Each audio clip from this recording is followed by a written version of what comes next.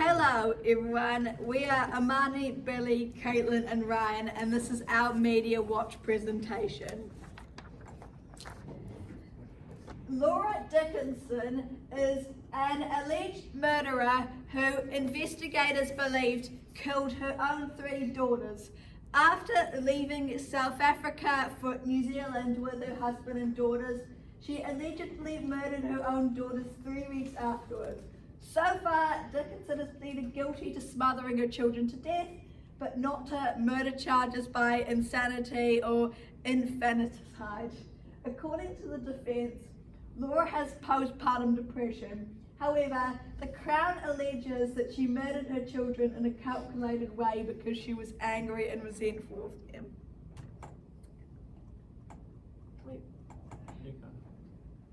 Did you have more? Yes. Okay. There's pushback from journalists to the criticism of their reporting. Reporting has been too lurid, according to RNZ. And the Raw Politics podcast from Emma Hatton recommend people read the trial coverage. And Emma Hatton quotes, "Details of crime are horrid and gruesome. We need to know details of this crime. We need to know more about mental health services in this country, particularly maternal mental health services." One person from the public thinks the coverage is sober and it's more the case specifically is jarring. Media News podcast chair said, "While editorial decision making can be nuanced, anything said in open court should be able to be reported." RNZ agrees in this sense that there's no mild way to report this trial, and also agrees with Emma about the mental health issues and the lack of knowledge about it. No one thinks that the media should ignore the trial, and RNZ thinks it's the presentation of the information can be too much, and people want it reported respectfully. Some, not all, thinks it's fallen short of that. News Talk had a clickbait headline, "RNZ thinks human tragedy shouldn't maximise drama." However, some articles have been sober. At the heart of this are these 3 children who died in the worst possible way at the hands of someone who was meant to protect them. RNZ states, "We shouldn't know their names, but because of their death, they are." Alright, so overall I agree primarily with RNZ views, and I liked how RNZ used other sources such as the Raw Politics podcast, Media News podcast. But however, I think RNZ should have acknowledged Laura's mental health issues more. Yes, mental health issues and maternal mental health issues were briefly touched on, but not Laura's maternal mental health issues specifically. So in this case, her postpartum depression, and how that postpartum depression links directly with this specific case.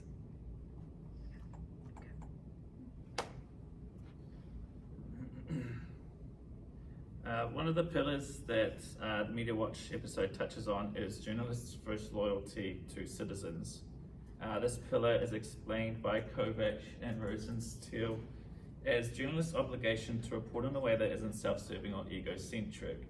In other words, journalists should put aside financial interests and clickbait tactics to inform citizens in a newsworthy way that builds trust. One of the criticisms of the media's coverage of the Laura Dickinson trial is that the details of the murders are given top priority over more serious issues surrounding the case, such as postnatal depression and mental health. The media have defended their reporting of the trial, saying that it's their responsibility to report on details, even though they are horrifying to read, because it's their obligation to inform citizens of what's happening in the trial as it progresses through the court system. And the trial is happening in an open court, which means the details are out there anyway. However, the initial criticism is not that they are reporting on the case, but it is how they are covering it. For example, one of the headlines from News Talk ZB says, 3 words Lauren Dickinson said to her husband after killing their 3 girls. This is aimed at drawing people in instead of reporting in a way that is good for citizens. Another example is of Stuff's live streaming of the trial and setting up a live blog that posts details of the crime as they are released in court. This kind of coverage is usually reserved for breaking news incidences like we saw last week or the week before with the Auckland shooting. These examples clearly depict the media reporting for their own self-interest by sensationalizing and using clickbait tactics to draw people in for their organizations. According to Kovac and Rosenstiel, the nature of this kind of reporting is concerning as clickbait and sensationalizing news with the events can be seen by citizens as journalists putting the interests of the media organization over citizens, and this has grave consequences for public trust in the media. So the pillar that I am discussing is how journalists provide a forum for public debate and criticism.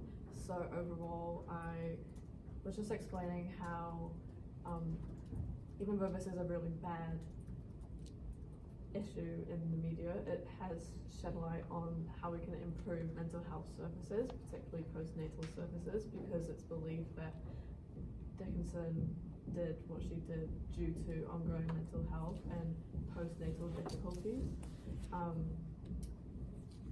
So yeah, it's known that she struggled with stress, anxiety, and postpartum depression. And yeah, Dickinson found it hard to connect with her children, so this just sheds a light on how the services need to be improved for people struggling with issues like that with their children.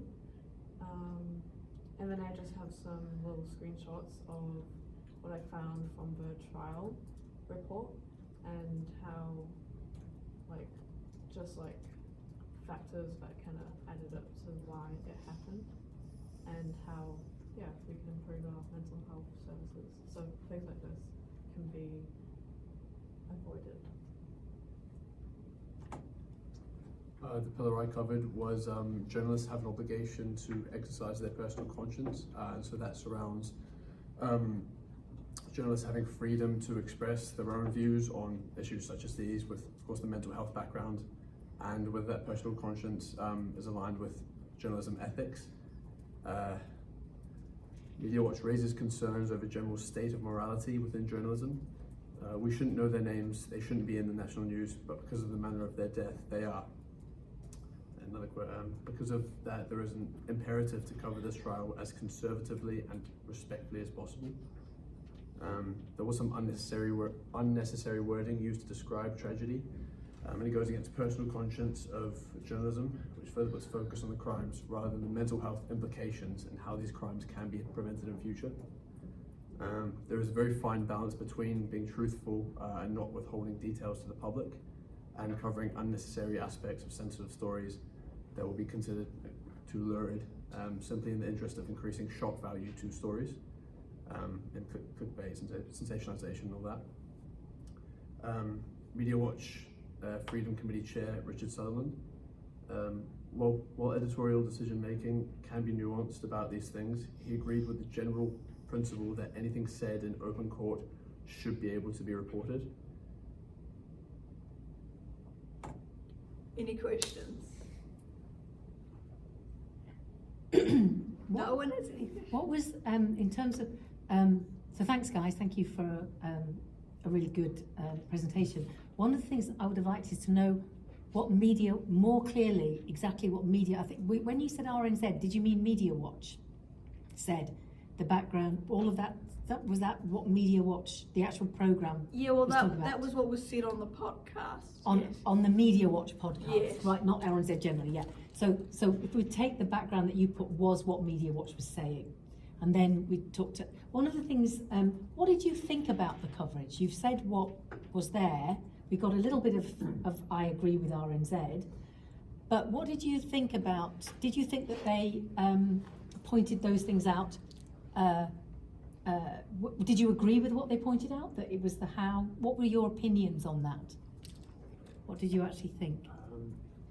I think a lot of what was said in that 7-minute, 8-minute segment was them quoting other people or quoting on the trial, there was only a few instances where they actually provided their own view, and I feel that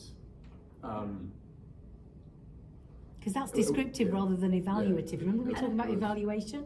Yeah. Yeah, it was mainly Yeah. descriptive what they talked about, but I think Yeah. the only criticism would be that some of the stuff they were measured obviously about their mental health.